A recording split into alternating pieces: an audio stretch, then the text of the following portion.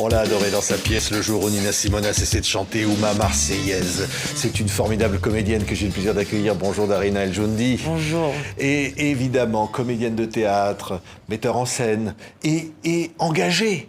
Une femme engagée, féministe, pour la tolérance, pour tout ça. On vous voit dans ce film qui s'appelle Slam, qui est un film étonnant parce qu'on ne s'attendait pas à vous trouver là. C'est un film australien qui est donc signé par Partho Sengupta. Et vous incarnez une femme, la mère d'une jeune fille, qui va disparaître en Australie et dont on va supposer qu'elle est partie faire le djihad.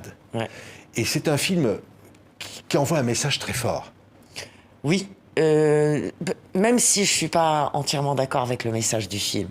C'est un comédien, il fait parfois des films. D'ailleurs, vous voyez mon image, vous voyez le personnage que je joue dans le film, ça va être choquant. Et ça, j'aime beaucoup, de faire cette différence entre moi et les personnages que je peux incarner à l'écran ou sur scène. Même si parfois je suis pas entièrement d'accord avec le message qu'on peut renvoyer de ce film. Sauf que j'ai essayé de me plonger un peu dans le contexte du film. L'Australie, c'est complètement différent que la France. Ça n'a rien à voir, la société est très différente, la façon dont on traite les immigrants qui arrivent, c'est complètement différent. Le sécularisme à l'anglaise qui existe là-bas, ça n'a rien à voir avec notre laïcité que j'adore. Et donc, oui, c'est très, très, très différent le contexte dans lequel ils vivent là-bas que le nôtre. Oui, regardez, ce film s'appelle Slam et on en parle tout de suite. Tariq, Amina hasn't come back home. She never does this. Tariq, I'm very worried. She does slam poetry. She's very famous.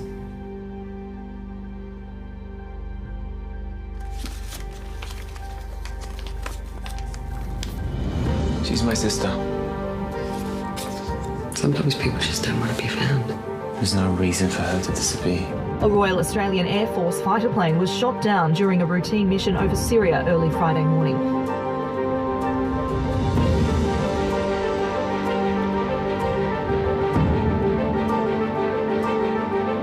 You should look at that Muslim girl. You mean the missing girl? Muslim girls don't just go missing.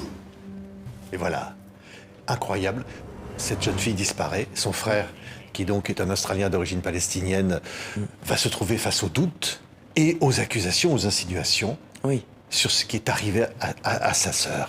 Surtout que la différence entre la sœur et le frère est vraiment le décalage entre le choix des deux enfants est très présent.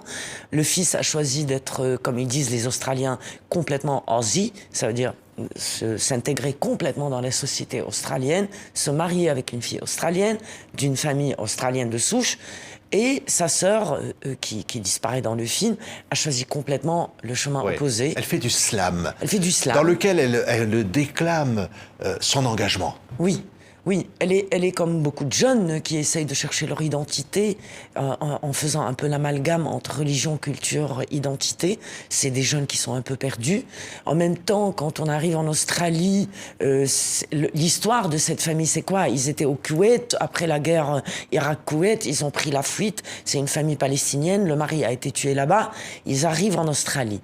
Et là, ils doivent reconstruire une vie de rien, de zéro. Oui. Sauf que les Australiens, ils cantonnent les gens qui arrivent dans des quartiers. Ça veut dire les Libanais, les Arabes ensemble, les Africains ensemble, les Asiatiques ensemble.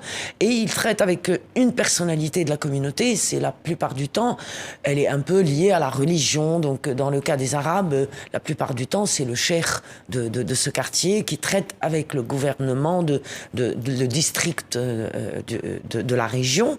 Et du coup, ces femmes se retrouvent la plupart du temps pliées à des conditions que ces gens ont la main mise sur tous les fonds, sur toutes les aides, sur tout. Donc si tu veux vivre dans cette société-là, tu te plies à leurs conditions, sinon tu n'as plus rien. Oui, on va voir des images du film Slam, Darina. C'est évidemment l'amalgame qui va tomber sur cette famille. Parce que, évidemment, on va supposer, on va les accuser que cette sœur, que cette jeune fille soit partie faire le djihad en Syrie. Et on découvrira dans le film que la réalité est bien plus complexe. C'est un engagement pour le droit à la différence, le droit à sa religion. Oui, il le réclame, il le dit, il le crie dans le film. Mais en même temps, même les personnages australiens dans le film sont des personnages. Ça veut dire Rachel Blake, qui est la policière, la femme policière dans le film. Quand on voit sa vie, ses problèmes à elle, c'est vraiment à part entière dans le film, la problématique de cette policière aussi. Donc cette société qui est très violente, qui est très déchirée, que ce soit par les gens qui arrivent ou par les Australiens eux-mêmes. Il a eu envie de faire cette mosaïque de cette société, que ce soit les arrivants, les émigrants ou les Australiens. Personne n'est gagnant dans cette histoire, dans cette société. Mais il montre aussi le refus de l'intégration. Oui, et c'est ce qu'elle dit d'ailleurs dans son slam. Cette jeune fille, oui, elle refuse. Oui. Elle refuse. Comme beaucoup de jeunes... Le droit de refuser, finalement, c'est ce qu'il dit dans son film. Il dit le droit de refuser l'intégration. Oui. Comme beaucoup de jeunes aujourd'hui dans le monde entier, qui se voient de cette couleur-là. C'est leur droit, c'est la jeunesse, c'est la façon de se battre, c'est leur façon de voir les choses. J'espère pour eux qu'avec l'âge, le temps, l'expérience, la vie, qu'ils découvrent autre chose, qu'ils voient d'autres réalités, d'autres vérités. Oui.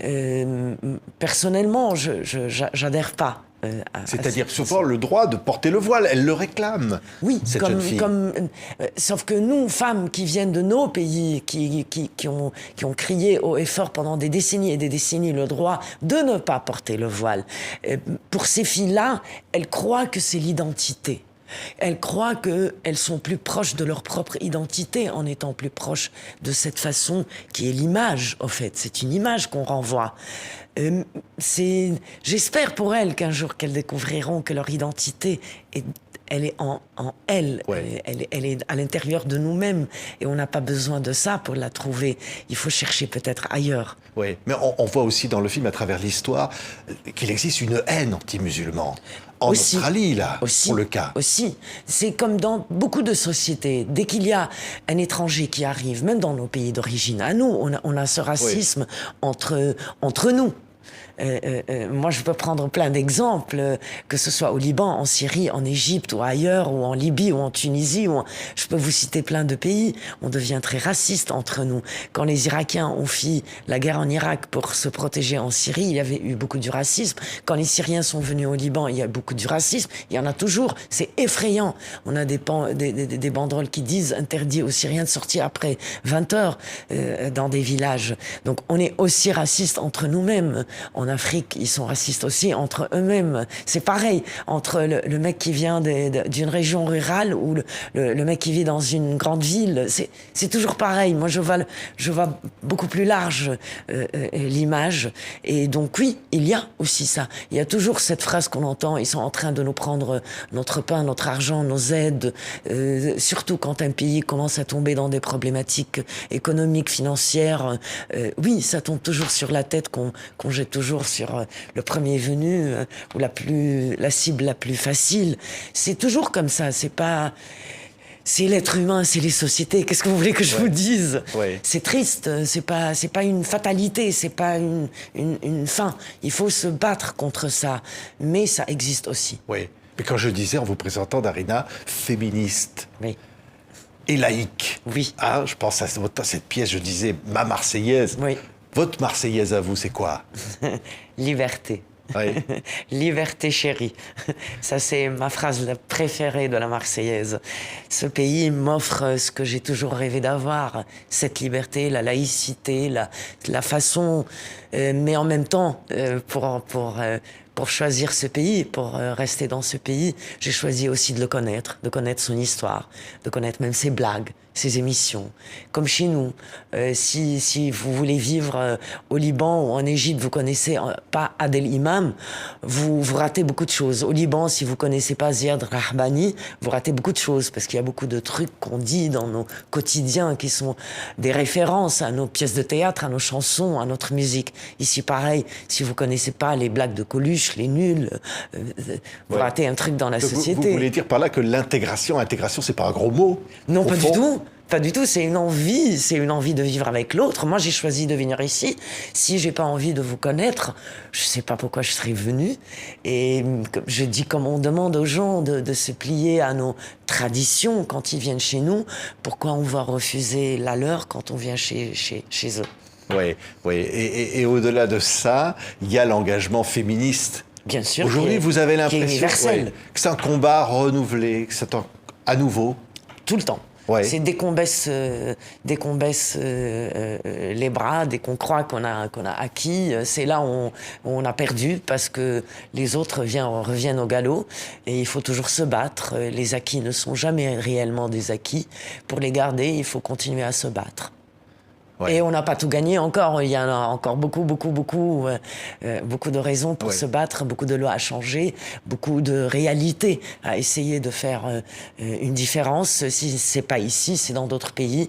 Mais il n'y a pas d'Eldorado pour la femme nulle part dans le monde, sauf si on se bat pour l'avoir. Oui. Et un autre mot que vous aimez, c'est laïcité, je le disais.